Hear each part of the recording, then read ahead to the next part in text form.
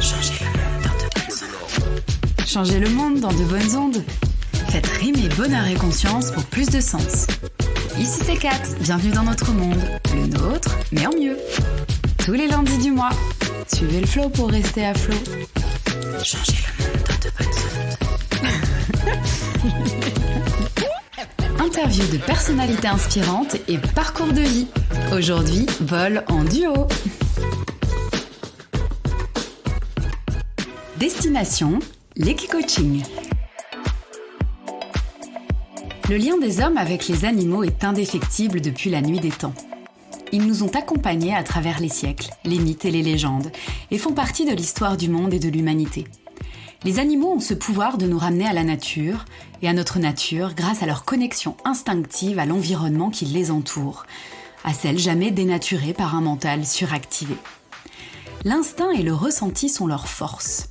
Ils peuvent nous aider à reconquérir ces acquis oubliés au fil des années, au cœur de nos sociétés industrialisées, afin de reconquérir notre pouvoir de souveraineté personnelle. Ce pouvoir qui fait de l'homme un être humain équilibré dans ses forces. La zoothérapie existe depuis le 19e siècle et a commencé à émerger dans les années 50 pour prendre une place significative dans les années 2000. Les hommes ayant à cœur de se guérir de ce qui les entrave dans leur liberté et leur bonheur font de plus en plus appel à ces créatures merveilleuses de la nature. Car les animaux sont capables de transmettre à l'homme de fabuleux outils de guérison. Chats, chiens, lapins et même lamas deviennent acteurs à part entière de nos vies de par leur accompagnement thérapeutique, mais pas que. La preuve avec l'Equicoaching, fabuleux accompagnement destiné aussi bien aux particuliers qu'aux professionnels, permettant d'améliorer le bien-être dans nos vies, mais également d'optimiser le travail en entreprise en accompagnant d'une autre manière les managers grâce à l'intelligence émotionnelle. Pour comprendre de quoi il s'agit, je me retrouve aujourd'hui en banlieue lyonnaise aux côtés de Valériane, une amie de lycée, passionnée de chevaux depuis toujours et formatrice en management qui a décidé en 2018 d'ouvrir Equivalues, une structure qui propose des séances d'Equicoaching. Elle va nous expliquer son parcours et son métier d'Equicoach. Préparez-vous à réussir vos sauts d'obstacles. C'est parti!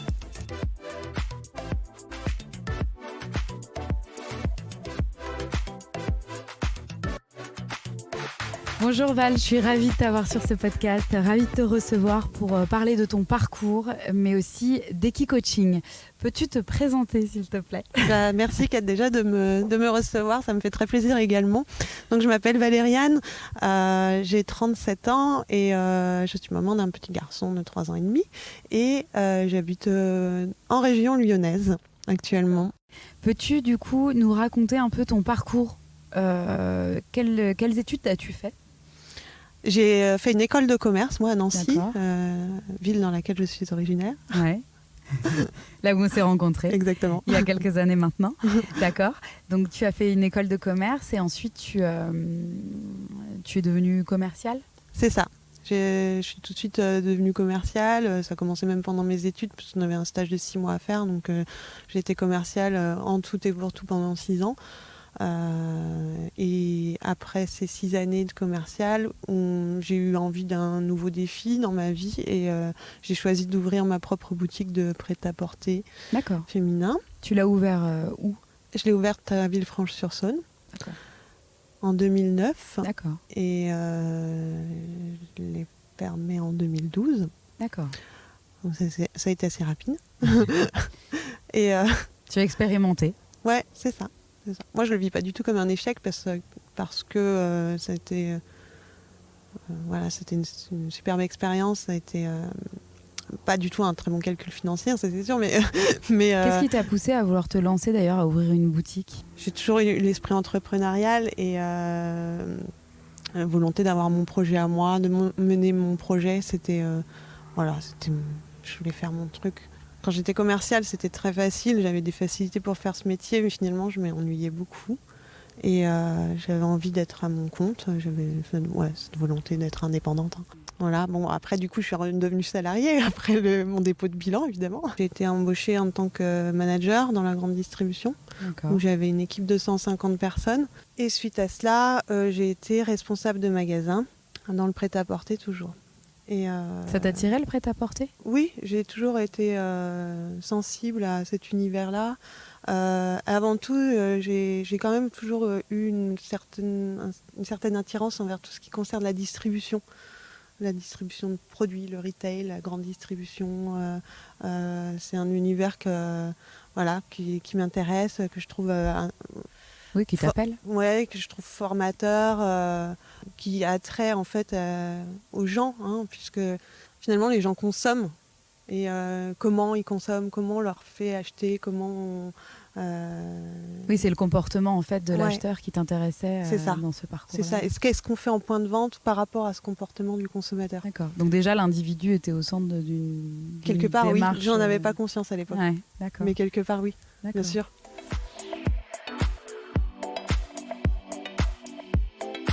Donc passionné de cheval depuis toujours. Qu'est-ce que ça t'apportait le cheval plus jeune ? Oh là, tout.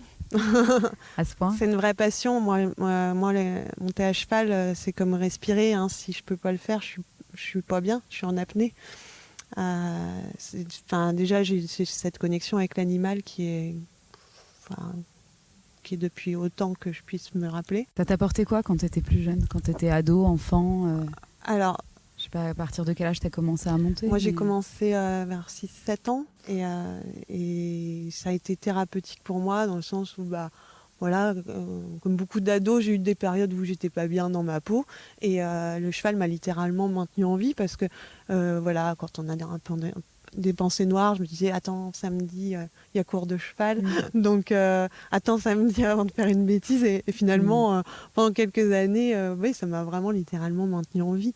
Donc ça a été ma thérapie. Ça a guéri ton émotionnel, sur certaines choses, ça t'a accompagné dans la gestion de l'émotion. C'est de l'accompagnement. Ouais.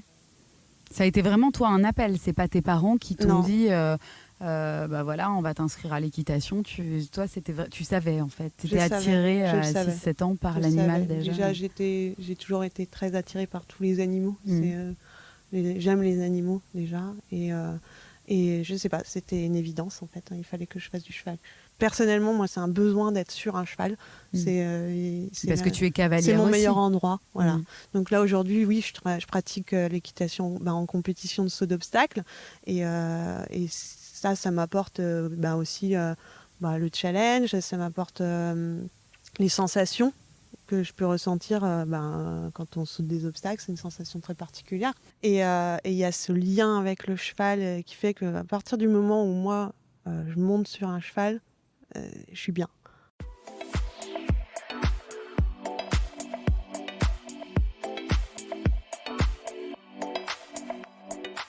Mon but premier, c'était d'être monitrice d'équitation, hein, c'était mon rêve. D'accord. Et puis mes parents m'ont pas laissé partir dans cette voie, et finalement ils ont bien raison. Mais il y avait ce côté transmission. Ma maman elle était professeure à l'université, donc il y a une fibre pédagogique en fait chez moi qui s'est transmise, intergénérationnelle. Ouais. Et j'ai toujours eu cette volonté de transmettre, d'accompagner. Je sais pas comment l'expliquer ça en moi. Tu l'as retrouvé finalement dans le management parce que tu as fait tes études, tu as été d'abord commercial, ensuite manager d'équipe, mais de suite tu as eu une centaine de personnes sous ta coupe ou Oui, y a eu... de suite. On t'a fait confiance du coup pour manager, parce que c'est quelque chose aussi de manager une centaine de personnes. Ouais. C'est pas un petit groupe, une petite équipe de 4-5. Ouais. Il y a une approche aussi qui est différente. C'est ça. Après, c'était pas plus compliqué que ça. J'ai pas forcément trop aimé. J'ai préféré la partie quand j'étais responsable de magasin où j'avais une équipe de 7 personnes.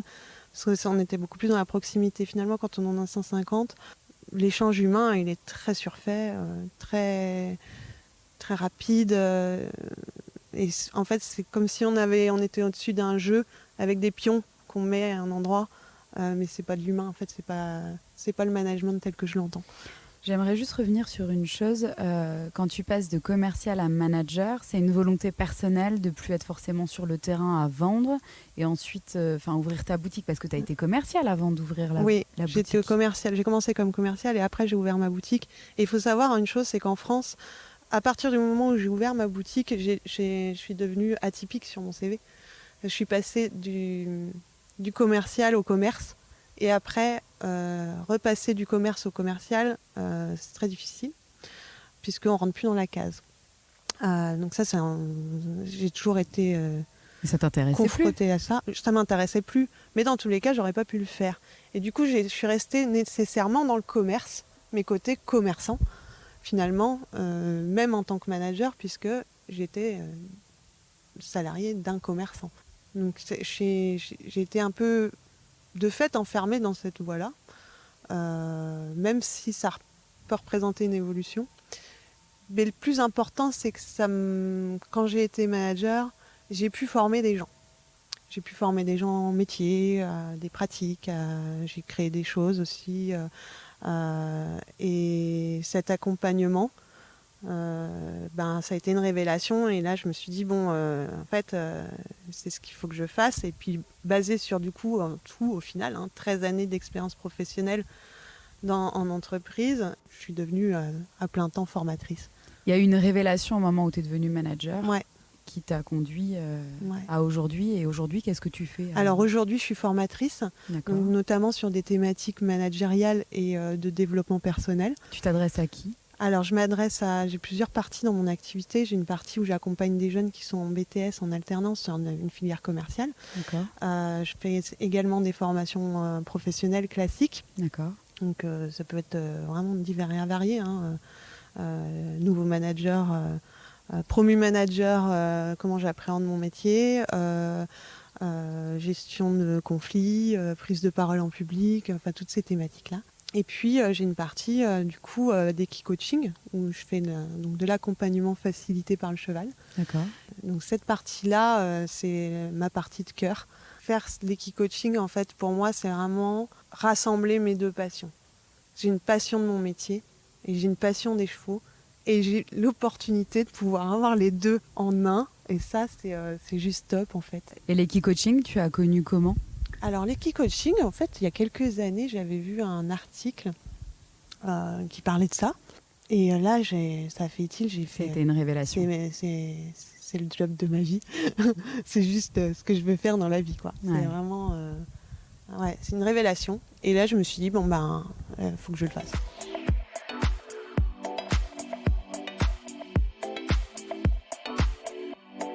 Alors, l'équi-coaching, l'équithérapie, il y a une différence ? Oui, il y a une nuance qui est assez importante à mon sens. L'équithérapie, on va parler médical, on va parler de thérapie, c'est vraiment un aspect médical, scientifique. Donc l'équithérapie, elle peut être utilisée aussi bien sur du handicap moteur que mental, mais c'est de la thérapie. Donc, c'est-à-dire qu'il faut des qualifications médicales pour pratiquer l'équithérapie.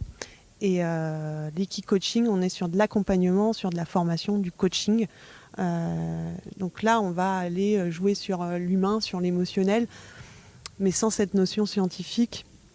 Et en fait, c'est une parallèle, en fait. C'est juste pas la même chose. C'est nouveau en France, l'équi-coaching ? Alors, l'équi-coaching, c'est pas nouveau. Ça fait quelques années que ça se développe. Là, c'est en train de petit à petit être connu.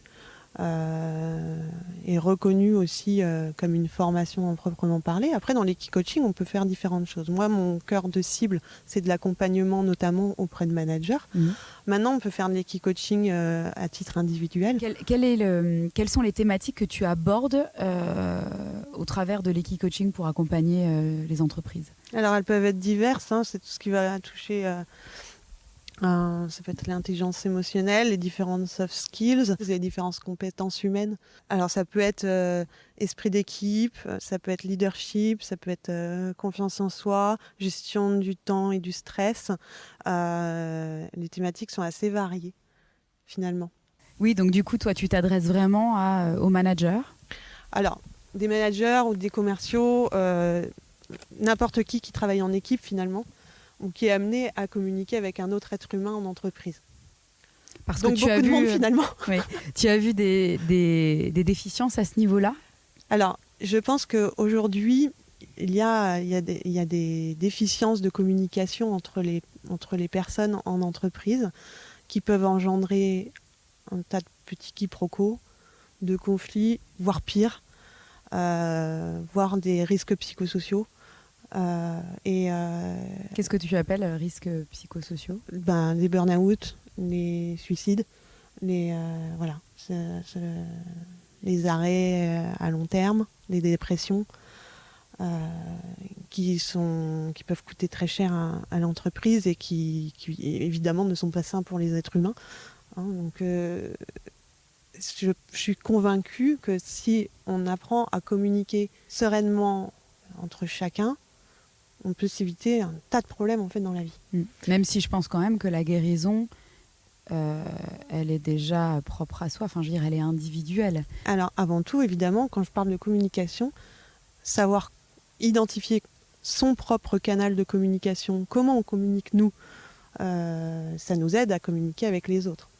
Et en fait, c'est ce que le cheval est capable de révéler.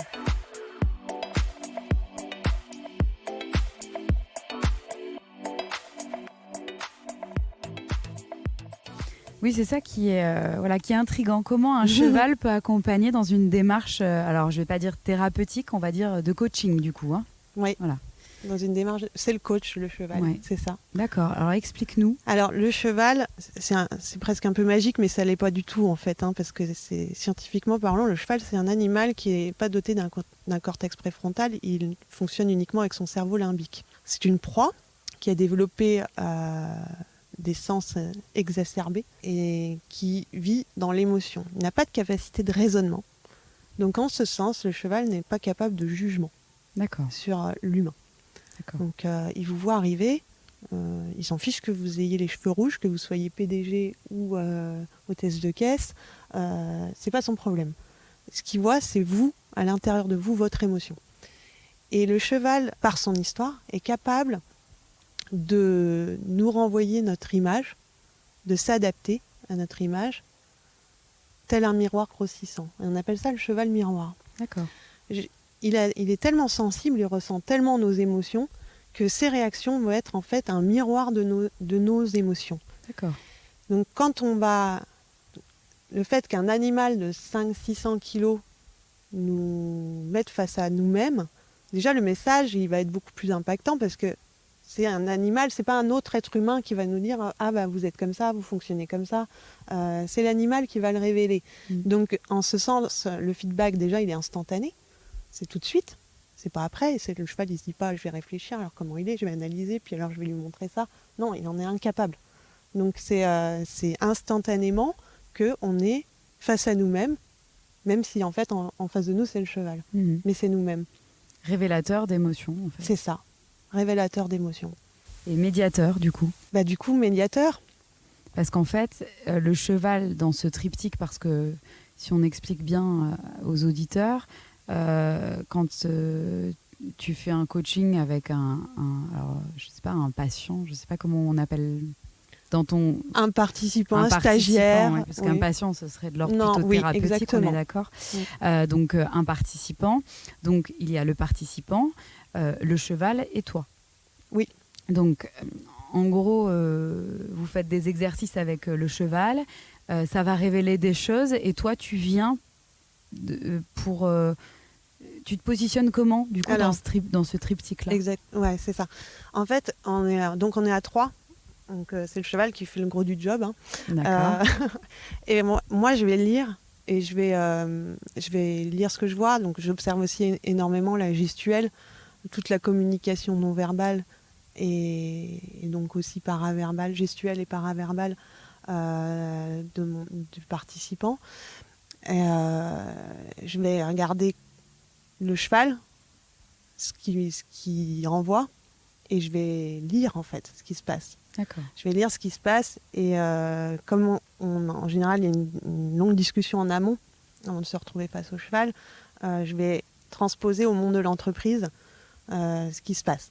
Donc par exemple, une personne qui a des soucis de confiance en lui, mais aussi confiance envers les autres, le cheval va l'exacerber, ce comportement, par ses réactions, par sa façon d'être, un miroir, quoi. On fait ça un miroir. Et donc, on va pointer du doigt ce qui se passe avec son équipe. Un problème de confiance, un problème d'extrême exigence envers les autres. Et peut-être, en tant que manager, un feedback qui va pas être valorisant, une attente des autres et une absence de valorisation, ce qui peut créer des frustrations auprès de l'équipe. J'ai une question à te poser. Vu que ce sont des équipes ou des entreprises du coup qui te contactent par rapport à l'Equi-Coaching, ils identifient déjà eux avant de venir te voir qu'il y a une problématique. Oui. Et est-ce que du coup pendant la séance d'Equi-Coaching, il y a des révélations qui se font autres que, tu vois, celles qui étaient en gros analysées au départ? Oui, parce que comme on ne peut pas mentir avec le cheval, il y a certains individus qui vont mettre leur masque, qui mettent tous les jours. Mmh. Et puis le cheval, il va dire c'est pas toi, c'est pas toi.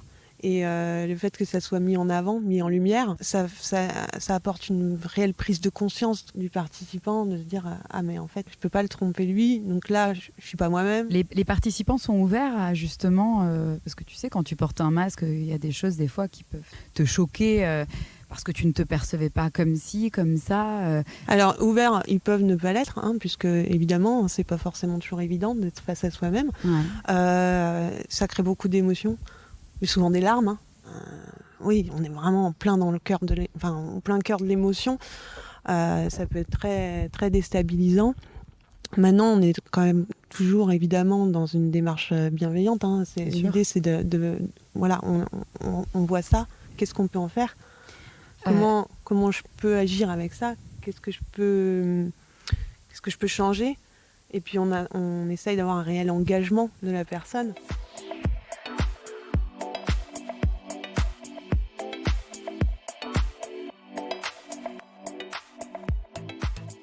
Parce que du coup, vous êtes toujours dans un triptyque, mais il est possible aussi de faire venir des équipes. Oui. Au complet. Ouais. Quelle est la démarche pour toi la plus pertinente ? Du coup, ça dépend vraiment de l'analyse, de la problématique de départ ? Ça dépend de la problématique de départ. Dans tous les cas, c'est vrai que c'est très rare qu'on le fasse en individuel.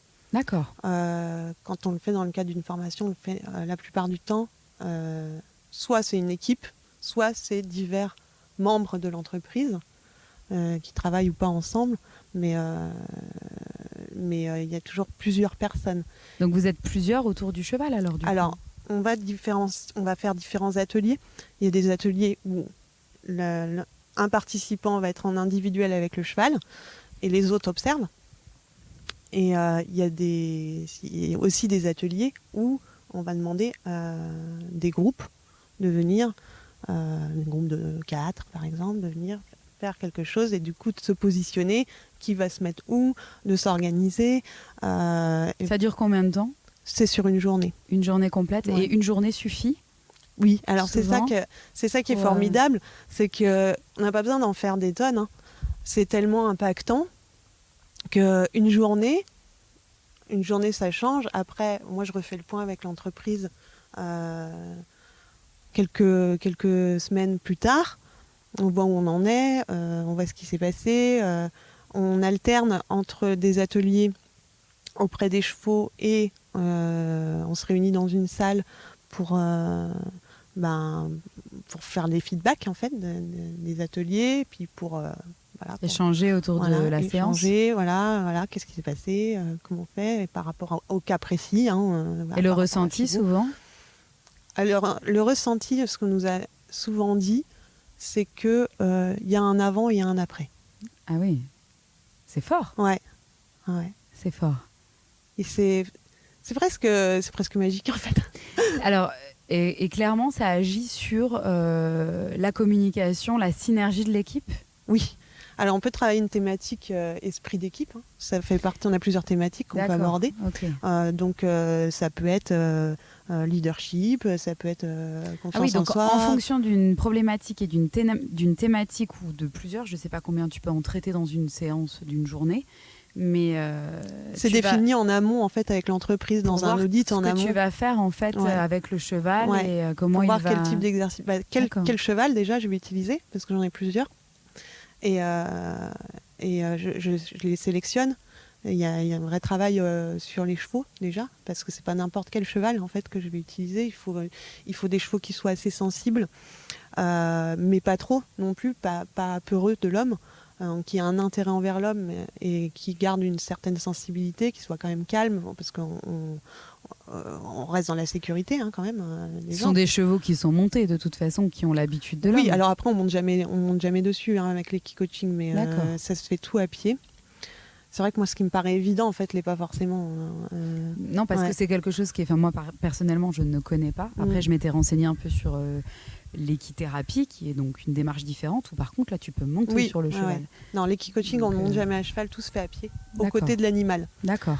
Donc les chevaux, les chevaux que j'utilise, c'est des chevaux qui sont montés, mais peu importe, parce que là, on ne monte jamais dessus. On monte jamais dessus. Et je vais adapter quels équidés je vais prendre, quel coach je vais prendre par rapport à la thématique, par rapport à la population qui vient, par rapport à ce qu'on va faire. J'ai choisi vraiment en fonction de ce qu'ils sont, parce qu'ils ont chacun leur personnalité, et ils révèlent pas forcément les mêmes choses. J'en ai qui vont être très bons pour révéler des choses justement sur de l'équipe, moins sur de l'individuel. D'accord. Et inversement. J'en ai qui sont très axés sur l'humain. Par contre, s'il y a une équipe autour, ça va être pas forcément très signifiant. Ils vont pas être très à l'aise. D'accord. Donc je les connais et je vais les sélectionner en fonction de ça. Donc il y a un audit qui est fait en amont avec l'entreprise pour savoir quelle thématique elle souhaite travailler, quelle population qui va être là. Et moi j'adapte en fonction de ça les chevaux et les exercices qu'on va faire. D'accord. Sur un mode team building par exemple, vraiment où on va travailler l'esprit d'équipe, je vais demander, va peut-être y avoir du challenge aussi, où je vais rajouter du chrono, ça va dépendre en fait. Il y a pas mal d'exercices qu'on peut faire différents. Mais il y a toujours le cheval au cœur de la démarche. Toujours. Et donc quand vous faites les débriefs, vous identifiez finalement les choses qui pouvaient être peut-être identifiées au départ, mais le fait est que ce soit pas un être humain qui dise à la personne ou au groupe de personnes il y a tel ou tel problème, ça aide à l'acceptation en fait de la chose qui dysfonctionne. Oui, et puis il y a ce côté un peu mystique aussi du cheval, il y a ce côté fascinant qui fait que si cet animal nous révèle quelque chose, il agit directement donc sur nous. On peut pas se défendre, de toute façon le cheval sur notre moi profond il révèle en effet miroir, et c'est pas comme dans un échange entre hommes où va y avoir peut-être l'ego, le besoin de se justifier, de trouver là il n'y a parfois pas de justification possible. Voilà, c'est ça, c'est pas possible parce que de toute manière c'est la vérité d'être, et c'est aussi la force du cheval dans ce cadre-là, c'est qu'il n'a pas cette capacité de raisonnement et d'analyse. Donc on revient au ressenti en fait. Complètement. C'est ce qui nous manque un petit peu dans notre mode de fonctionnement actuel. Bah oui, parce qu'il est dénué de préjugés, il est dénué de... il n'y a pas de quiproquo avec le cheval.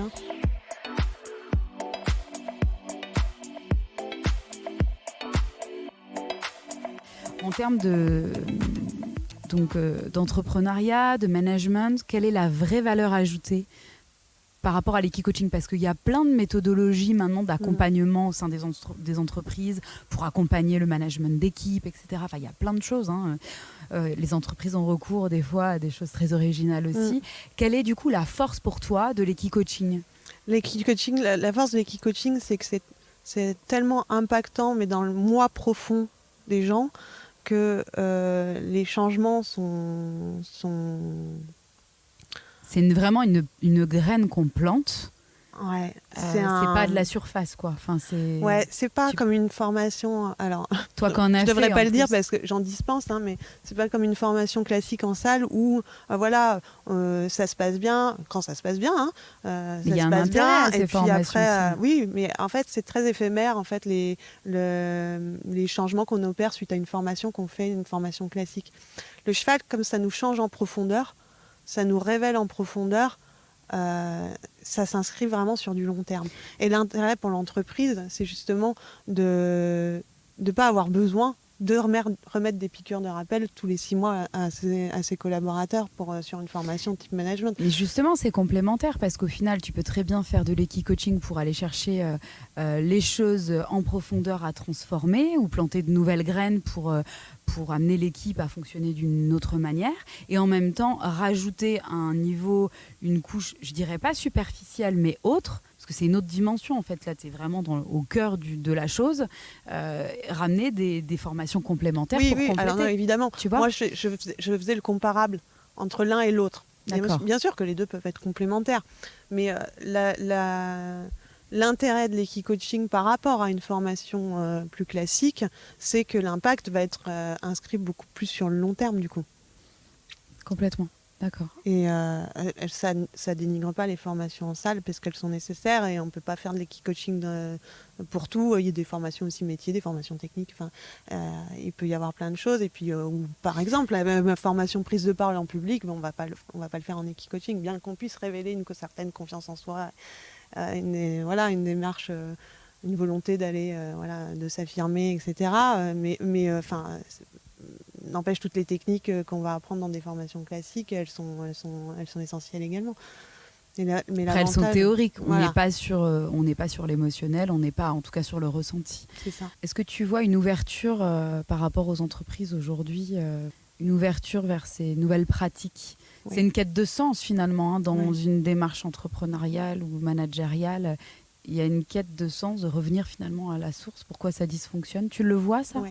Les responsables de formation, les responsables des ressources humaines sont de plus en plus ouverts à d'autres types de formations, des formations différenciantes. Et ça, c'est une bonne chose. Parce qu'on remet l'humain au cœur de la démarche aussi. L'idée, c'est vraiment de remettre l'humain au cœur de la performance de l'entreprise. Et vraiment, il y en a de plus en plus qui ont compris ça et qui cherchent justement des solutions pour pouvoir le faire. Et ça, c'est formidable. On est en constante évolution, on est en mouvance, et le monde de la formation n'est pas figé. Et ça, c'est super. C'est une ouverture d'esprit aussi qu'il faut avoir, parce que c'est sortir aussi des sentiers battus, oser de nouvelles pratiques. Oui. Mais en même temps, c'est pas dit qu'elles sont efficaces d'emblée. Il faut, je pense, trouver... L'avantage de l'équi-coaching, c'est que déjà, rien que le fait que la formation ne se passe pas dans les locaux de l'entreprise, puisque forcément, on sort de son cadre, déjà. On est dans un univers avec des odeurs... des animaux. On vient au cœur de la nature, comme je dis, au cœur de l'homme. Et en fait, on se recentre déjà naturellement sur un aspect presque primitif en fait, de nos sensations. Et on se déconnecte complètement. On revient à l'essence. Voilà, c'est ça. Et rien que ça, rien que le fait d'aller ailleurs, surtout dans cet univers-là, auprès d'un animal qui est quand même intriguant, qui peut fasciner autant qu'il peut effrayer, qui est un gros animal quand même, c'est quand même pas rien. Sa prestance, elle est indéniable. Déjà, on est un petit peu déstabilisé et forcément, on va être plus sensible d'emblée. Et toi, tu dois voir, au travers du parcours que tu as eu professionnellement, justement la force de l'équi-coaching, parce que tu as été manager, on va dire, je vais pas dire lambda, pas forcément dans le côté péjoratif, mais avec des formations très traditionnelles.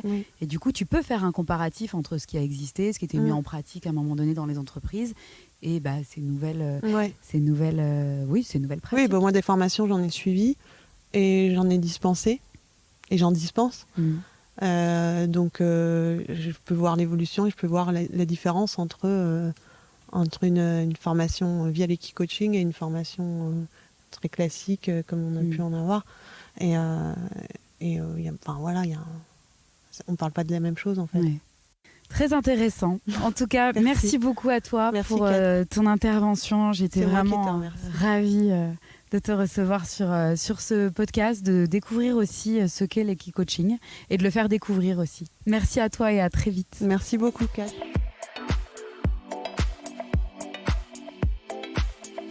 Grâce à l'équi-coaching, le cheval murmure à nos oreilles pour nous remettre en selle. Grâce à cette pratique, le cheval devient un médiateur de la performance en entreprise en remettant l'humain au cœur de la démarche.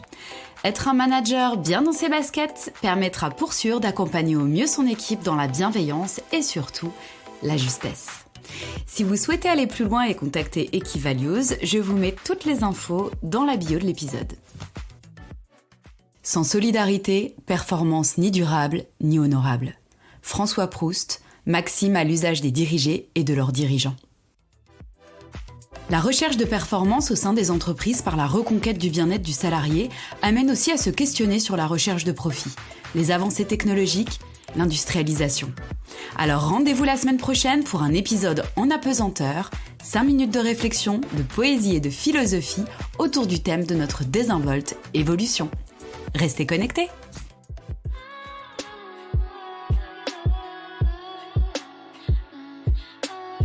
Notre Monde, ce sont des épisodes simples à écouter, des émissions rythmées pour mieux se les approprier et pour mieux les utiliser. Pour aider Notre Monde à lui donner une plus grande visibilité sur les ondes, vous pouvez le noter sur Apple Podcasts, vous pouvez partager les épisodes et vous abonner sur les plateformes désirées. Notre Monde est entièrement produit gratuitement par mes soins. Alors un peu de soutien, ça fait du bien. Je vous remercie et à bientôt.